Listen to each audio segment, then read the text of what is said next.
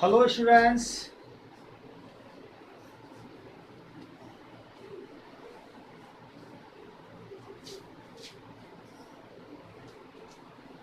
आज के इस वीडियो में हम इलेक्ट्रिक करंट के बारे में पढ़ेंगे। इसके पहले के वीडियोज में अगर आपने देखा होगा तो इलेक्ट्रिक पोटेंशियल क्या होता है, पोटेंशियल डिफरेंस क्या होता है, इलेक्ट्रिक फील्ड क्या होती है, इसकी चर्चा हम लोगों ने कर लिया है।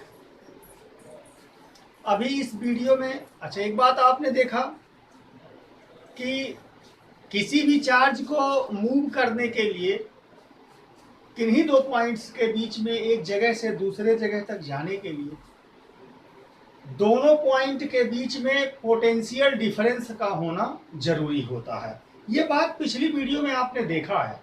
जिन लोगों ने ना देखा हो वो पिछला वीडियो देख लें। अभी आज हम इलेक्ट्रिक करंट पढ़ेंगे।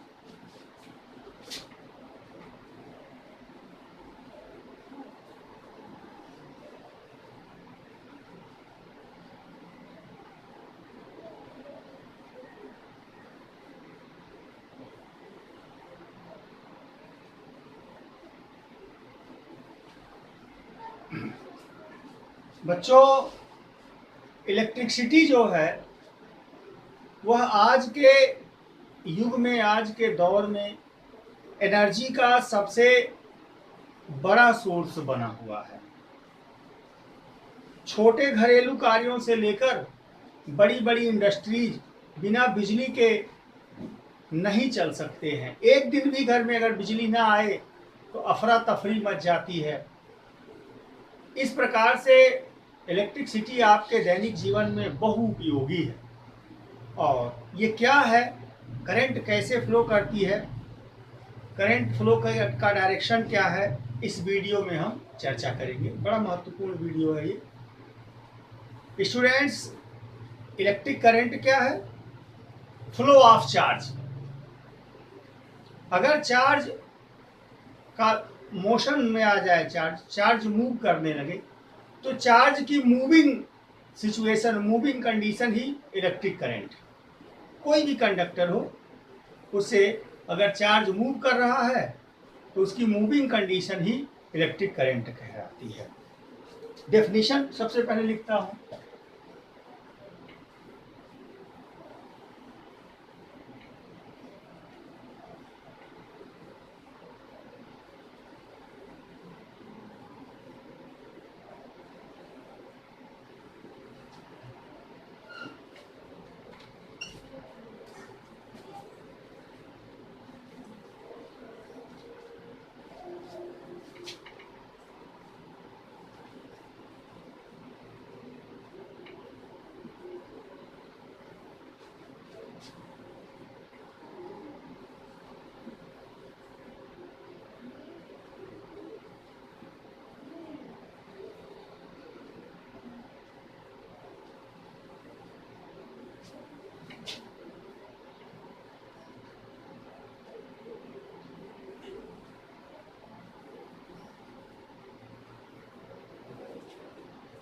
The amount of charge flow through a conductor in per unit time is called electric current. किसी कंडक्टर द्वारा पर यूनिट टाइम में जितना चार्ज फ्लो कर जाए, कंडक्टर के किसी क्रॉस सेक्शन से जितना चार्ज फ्लो कर जाए, उसी को इलेक्ट्रिक करंट कहते हैं। If q coulomb charge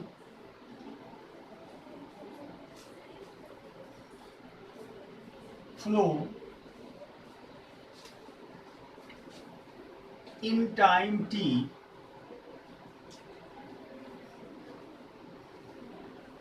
seconds through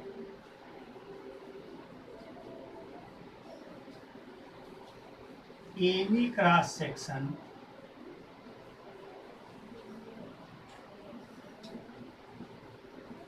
of conductor, then I equal to Q upon T. if q coulomb charge flow in time t seconds through any cross section of conductor in time t seconds या minute जो भी through any cross section of conductor then I equal to q upon t, current equal to charge upon time. You can write current equal to charge passed upon time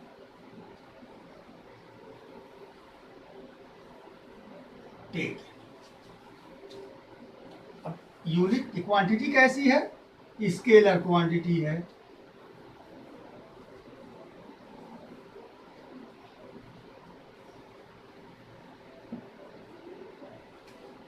current कैसी quantity है? Scalar quantity.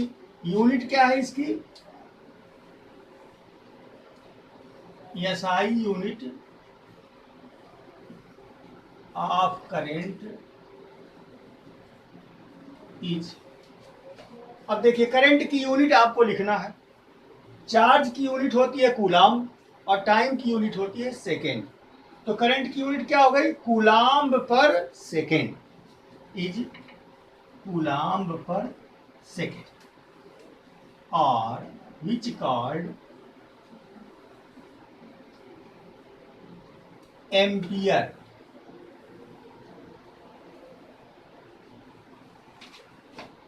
Charge की SI unit क्या है? Coulomb पर second. Charge की unit coulomb और time की unit second. Coulomb पर second which is called ampere, जिसे एम्पियर भी कहते हैं। कूलाम्ब पर सेकेंड को ही एम्पियर कहते हैं। अब इसके अलावा छोटी यूनिट्स भी हैं, जैसे नोट में देखिए मिली एम्पियर।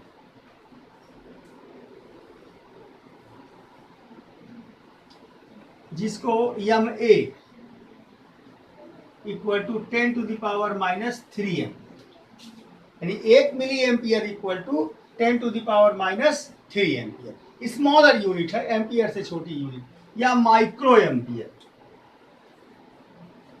ये म्यू लिखा हुआ है, क्या है ये? म्यू। इसे माइक्रो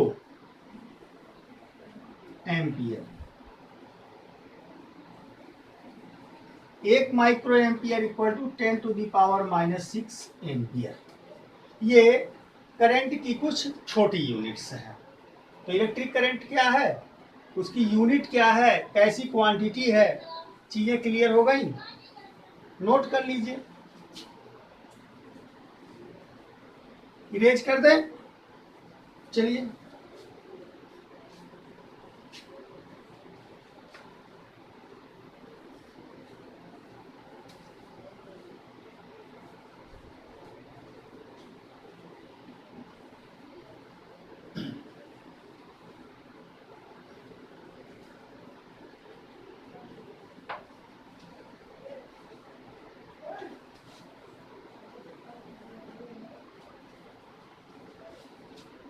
अब करंट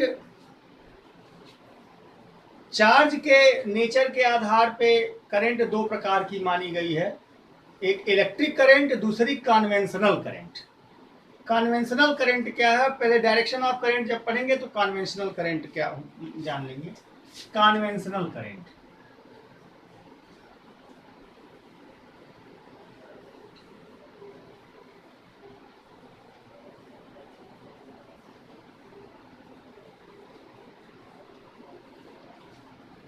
और इलेक्ट्रिक करंट।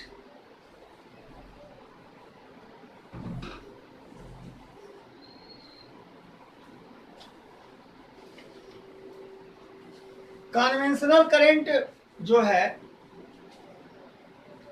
शुरू में इलेक्ट्रॉनों की खोज होने से पहले ही इलेक्ट्रिक करंट की खोज हो चुकी थी। इलेक्ट्रिक करंट का बिहेवियर जाना जा चुका था। और चार्जेस दो प्रकार के होते हैं, पॉजिटिव चार्जेज और निगेटिव चार्जेज। तो ऐसा माना जाता था कि करंट पॉजिटिव चार्जेज के फ्लो करने के नाते होती है और पॉजिटिव चार्जेज के फ्लो करने की डायरेक्शन को कन्वेंशनल करंट मान लिया जाता है। The current which flows due to flow of positive charges is called conventional current. The current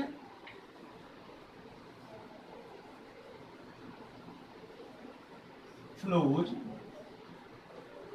due to flow of positive charges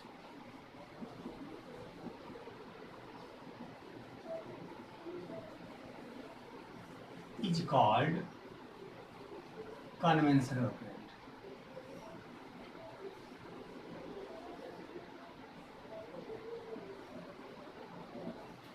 positive charges के फ्लो करने के नाते जो करंट फ्लो करती है उसे कन्वेंशनल करंट कहते हैं। अब इलेक्ट्रिक करंट की जो डायरेक्शन है वह पॉजिटिव चार्जेज की फ्लो करने की डायरेक्शन में मानी जाती है। अगर मान लिया कोई वायर है, कोई सर्किट है, कोई कंडक्टर है और पॉजिटिव चार्ज इस डायरेक्शन में फ्लो कर रहा है, कोई पॉजिटिव चार्ज है जो इस कंडक्टर से होकर इस डायरेक्शन में जा रहा है, तो करंट की डायरेक्शन इसी डायरेक्शन में होगी, यानी तब करंट आई का भी डायरेक्शन यही होगा। यानी करंट का डायरेक्शन कन्वेंशनल करंट की डायरेक्शन के अलोंग मानते हैं, यानी जिस डायरेक्शन में पॉजिटिव चार्ज फ्लो करता है इलेक्ट्रिक करंट की डायरेक्शन उसी में मानते हैं। अब अगर निगेटिव चार्ज फ्लो कर रहा है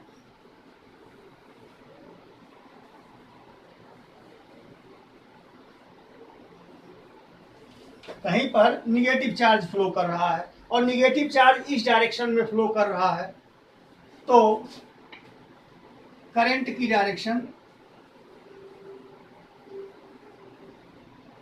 इसके जस्ट अपोजिट ली जाती है। यानी पॉजिटिव चार्ज, अगर करंट की डायरेक्शन आपको शो करना, कन्वेंशनल करंट क्या है क्लियर।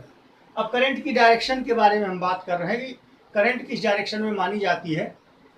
पॉजिटिव चार्ज जिस तरफ जा रहे हैं डायरेक्शन वही लेंगे, लेकिन निगेटिव चार्ज जिस डायरेक्शन में जाते हैं करंट उसकी अपोजिट डायरेक्शन में ली जाती है, चाहे वो निगेटिव चार्ज इलेक्ट्रॉन हो या कोई आयन हो। पॉजिटिव चार्ज कोई भी आयन हो, जिस डायरेक्शन में पॉजिटिव चार्ज जा रहा है उसकी डायरेक्शन में इलेक्ट्रिक करंट को लेते हैं और निगेटिव चार्ज जहां जा रहा है उसके अपोजिट डायरेक्शन में इलेक्ट्रिक करंट को लेते हैं। सर्किट में, इलेक्ट्रिक सर्किट में, अभी हम इलेक्ट्रिक सर्किट की डेफिनेशन आपको पढ़ाएंगे, बताएंगे, डिफरेंट कंपोनेंट्स भी बताएंगे। किसी इलेक्ट्रिक सर्किट में करंट को सदैव ये सेल है या बैटरी, ये प्लस माना जाता है माइनस, तो पॉजिटिव टर्मिनल से निगेटिव टर्मिनल की ओर। किसी सर्किट में इलेक्ट्रिक करंट की डायरेक्शन सदैव पॉजिटिव टर्मिनल से निगेटिव टर्मिनल की ओर ही रिप्रेजेंट की जाती है सदा। अगर सेल या बैटरी शो कर रहे हैं, जनरली ये सेल है, जो पॉजिटिव टर्मिनल होता है वह लेंथ में बड़ा और जो निगेटिव टर्मिनल होता है लेंथ में छोटा, दोनों पैरेलल होते हैं। ये सेल का रिप्रेजेंटेशन है। तो इस तरह से इलेक्ट्रिक करंट का डायरेक्शन आपको क्लियर हो गया।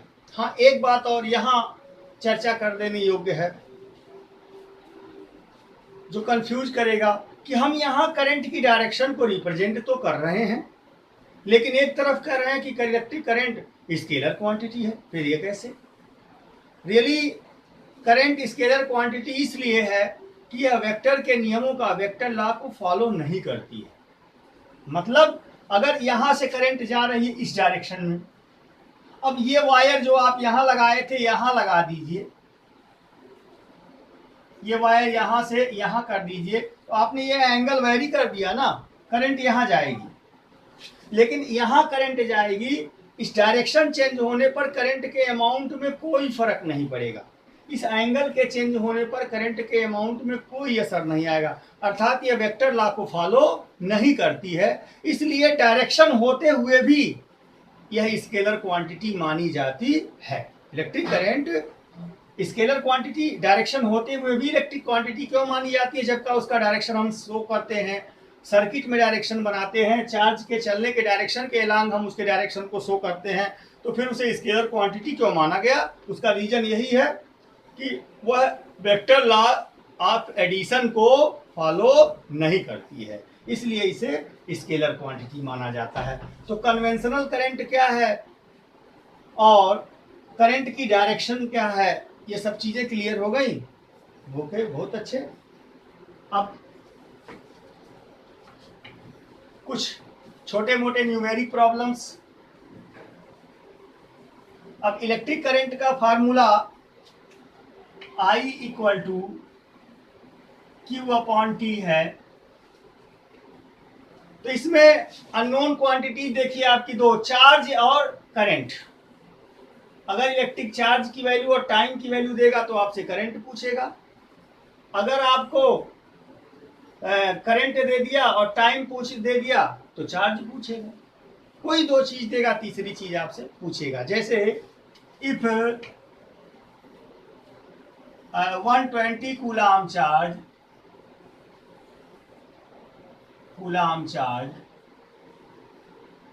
Flow through conductor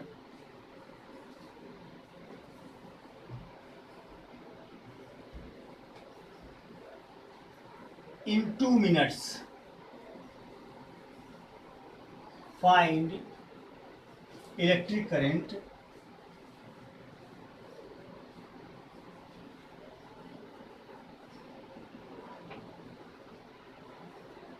through conductor।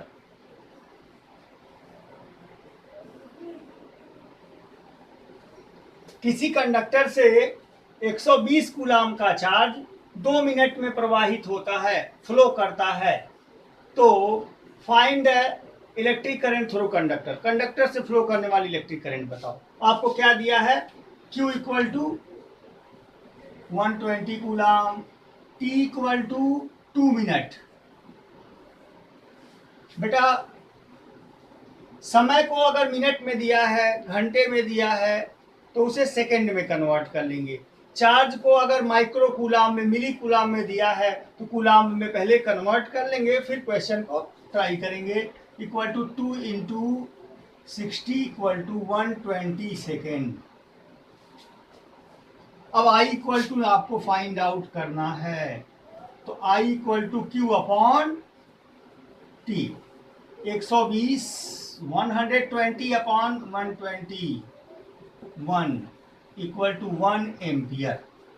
इस तरह से अगर चार्ज और टाइम दे दे तो आपसे इलेक्ट्रिक करंट पूछ लेगा। इसके उल्टा अगर electric current they they 2 ampere current flow through a conductor for 10 second, find out electric charge flow through the conductor. तो इस तरह से अगर आपको करंट और टाइम देगा तो क्यों निकाल देंगे आप। क्लियर? दूसरा चीज,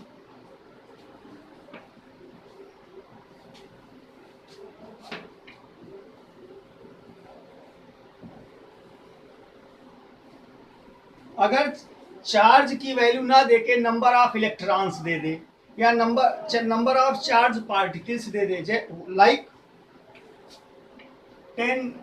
5 into 10 to the power 4 electrons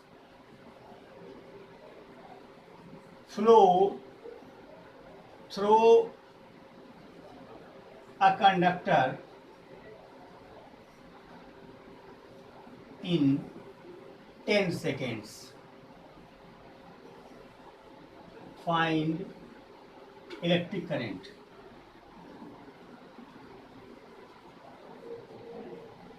through conductor।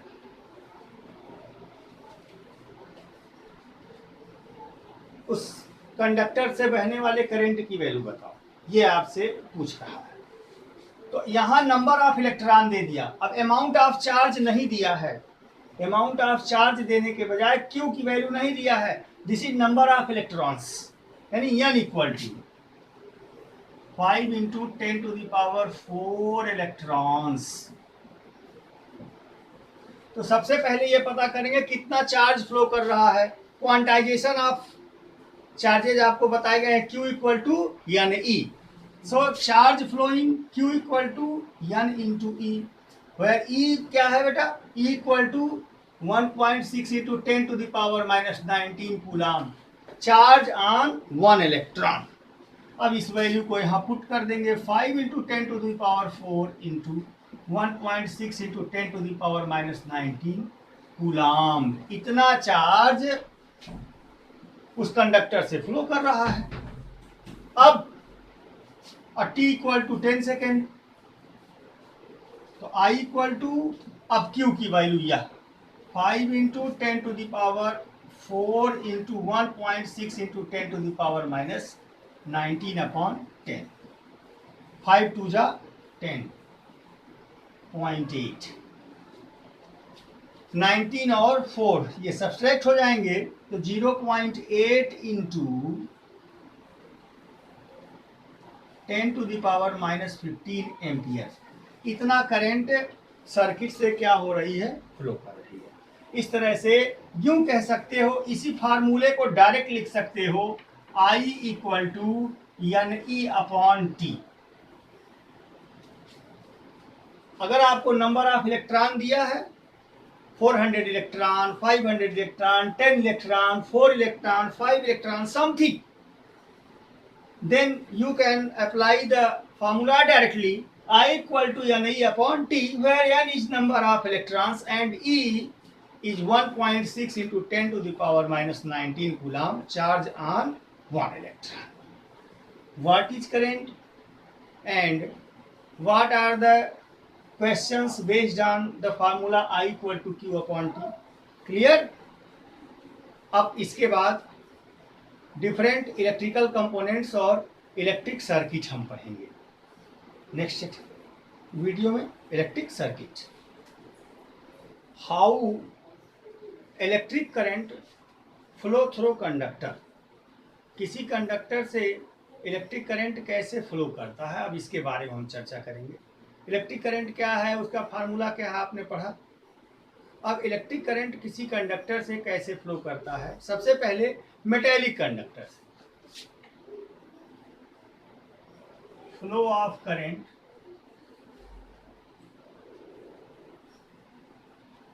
Through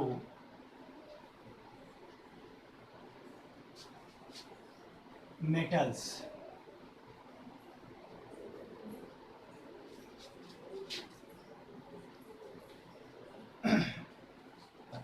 इसके पहले वीडियो में हमने आपको कंडक्टर और इंसुलेटर दोनों समझा दिया है।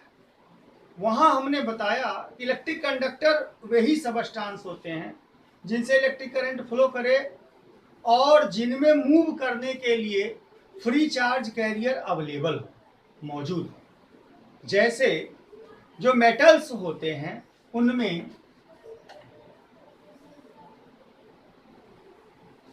ये मेटल है, तो मेटल्स में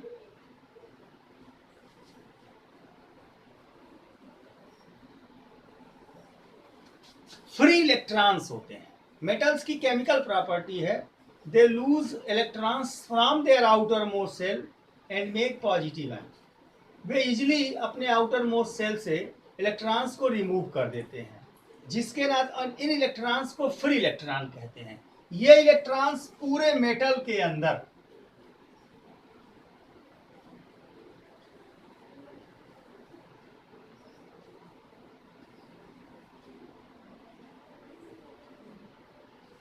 ये फ्री इलेक्ट्रॉन्स पूरे मेटल के अंदर मौजूद होते हैं और रैंडम मैनर में, जिग-जैग मैनर में इधर उधर पूरे मेटल में मूव करते हैं। कोई इधर जाएगा, कोई इधर जाएगा, कोई इधर जाएगा, कोई इधर, कोई इधर, कोई इधर, कोई इधर, कोई इधर, कोई इधर, कोई इधर, कोई इधर। इस तरह से इनके मोशन का कोई फिक्स डायरेक्शन नहीं होता है, रैंडम मैनर में ये मूव करते हैं, आपस में टकराते हैं, कंडक्टर के एटम्स से टकराते हैं। ये पूरे मेटल के अंदर a very higher speed, greater speed के साथ मूव करते हैं, ग्रेटर वेलोसिटी के साथ मूव करते हैं, जिसे थर्मल वेलोसिटी कहते हैं। कौन सी वेलोसिटी? थर्मल।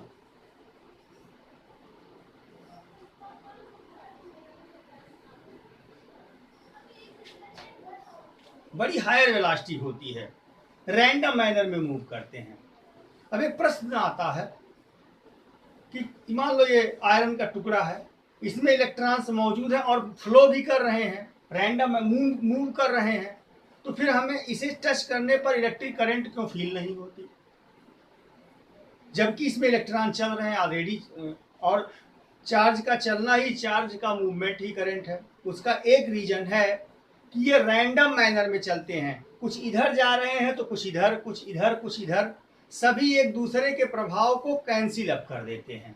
इसलिए फ्री इलेक्ट्रॉनों के किसी भी मेटल के टुकड़े में, किसी मेटल के पार्ट में, मेटल में मूव करने से कोई करंट फ्लो नहीं करती है, यानी ये एक दूसरे के प्रभाव को निरस्त कर देते हैं।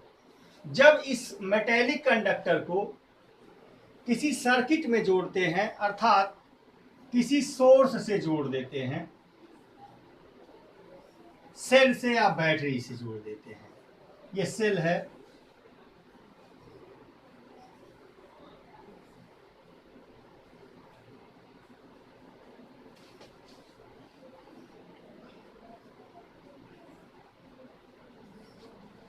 सेल से कनेक्ट कर दिया गया।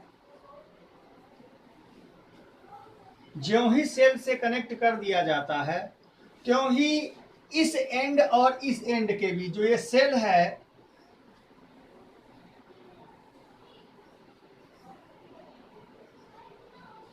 जो ये सेल है, यह एक, अभी कोई सोर्स हो, सेल हो, बैटरी हो, जो पोटेंशियल डिफरेंस क्रिएट करे। इसके पहले मैंने बताया चार्जेस को मूव करने के लिए क्या जरूरी है, पोटेंशियल डिफरेंस।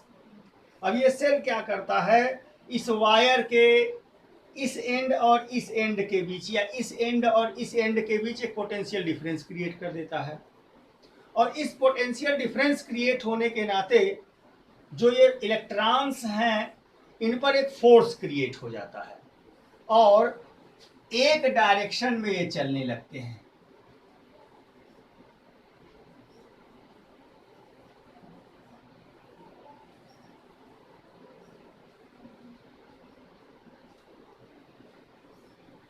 इस तरह से सारे इलेक्ट्रॉन्स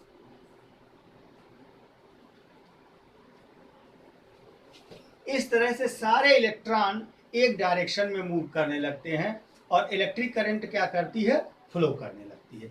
चूंकि इलेक्ट्रॉन्स निगेटिवली चार्ज होते हैं, इसलिए निगेटिव टर्मिनल से पॉजिटिव टर्मिनल की ओर जाते हैं। ये ऑलरेडी इस कंडक्टर में मौजूद होते हैं, बहुत अधिक संख्या में मौजूद होते हैं, और इलेक्ट्रिक करंट इस डायरेक्शन में, इन इलेक्ट्रॉनों के चलने के अपोजिट डायरेक्शन में क्या करते हैं, ये करंट क्या करती है, मूव करती है। इस डायरेक्शन में इलेक्ट्रिक करंट फ्लो करती है सर। इस तरह से किसी मेटेलिक कंडक्टर में चार्ज कैरियर्स कौन होते हैं, फ्री इलेक्ट्रॉन, जिनके चलने के नाते इलेक्ट्रिक करंट क्या करती है, फ्लो करती है। जबकि सेल के भीतर या किसी इलेक्ट्रोलिटिक सॉल्यूशंस में आयंस के चलने के नाते करंट फ्लो करती है। हमने आपको कंडक्टर और इंसुलेटर में डिटेल इसकी चर्चा किया है। आयंस दो तरह के होते हैं, पॉजिटिव आयन और निगेटिव आयन। तो जो सेल है या बैटरी है, इसके अंदर जो सोल्यूशन होता है, उसमें आयंस के चलने के नाते इलेक्ट्रिक करंट फ्लो करती है। क्लियर एकदम।